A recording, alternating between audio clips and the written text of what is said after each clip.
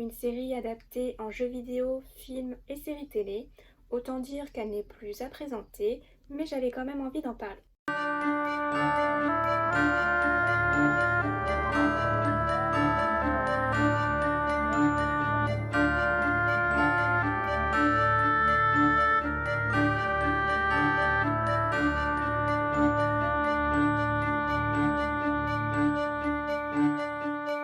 Bonjour amis des livres, c'est la chaîne du Cactus qui lit et aujourd'hui je vais vous parler des 2 premiers tomes du Sorceleur.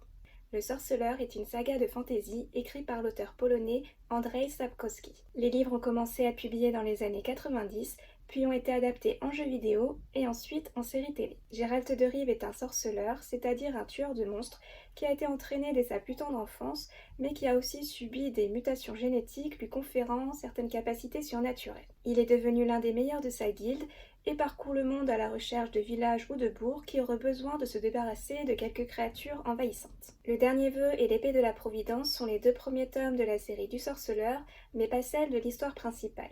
Nous avons là 2 recueils de nouvelles qui nous permettent d'entrer dans l'univers du Sorceleur, d'aborder les personnages principaux, l'univers tout en douceur. Le style est sobre, précis, de bons dialogues, un bon équilibre entre le développement psychologique des personnages et les scènes d'action. Geralt, au premier abord, est un homme froid, efficace dans ses missions, mais si on creuse un peu la carapace, on découvre que ce n'est pas qu'un tueur impitoyable, mais qu'il sait aussi faire preuve de discernement et a aussi certainement plus de morale que certains autres personnages. Il va rencontrer Jasquier qui va devenir son meilleur ami. C'est un ménestrel un peu foufou et qui est très expansif. Autant dire qu'au niveau des caractères, c'est l'opposé de Geralt. Puis il y aura Yennefer, une belle et puissante sorcière dont les charmes ne va pas laisser insensible notre sorceleur.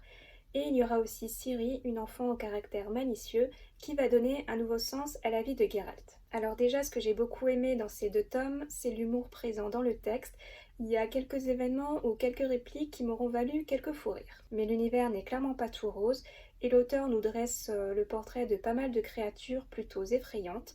Et même si elles ne sont pas toutes sympathiques, eh bien j'aurais eu plaisir à les découvrir. Le monde dans lequel évolue le sorceleur est un mélange de mythologie, de contes et culture polonaise.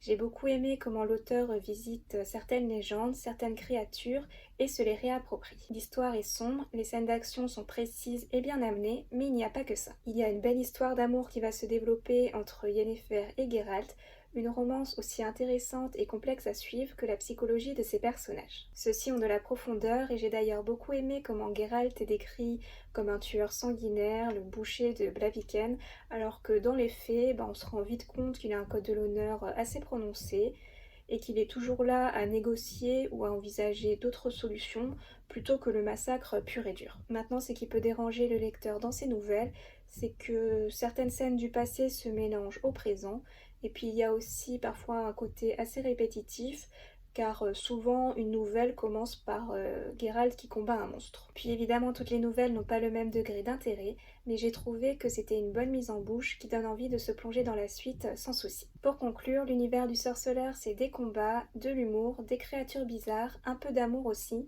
un mélange de folklore et de contes polonais et de fantaisie. Ces recueils sont une belle introduction, mais j'ai maintenant hâte de découvrir l'intrigue principale et ce que l'auteur est capable de faire en version roman. Voilà, cette vidéo est terminée, je vous remercie de l'avoir visionnée. Si vous avez lu ces livres, n'hésitez pas à me donner votre avis dans les commentaires. Et si je vous ai donné envie de les lire, je vous souhaite une bonne lecture. En attendant, si vous souhaitez faire plaisir à Cactus, n'hésitez pas à liker, partager ou vous abonner. A bientôt et prenez soin de vous.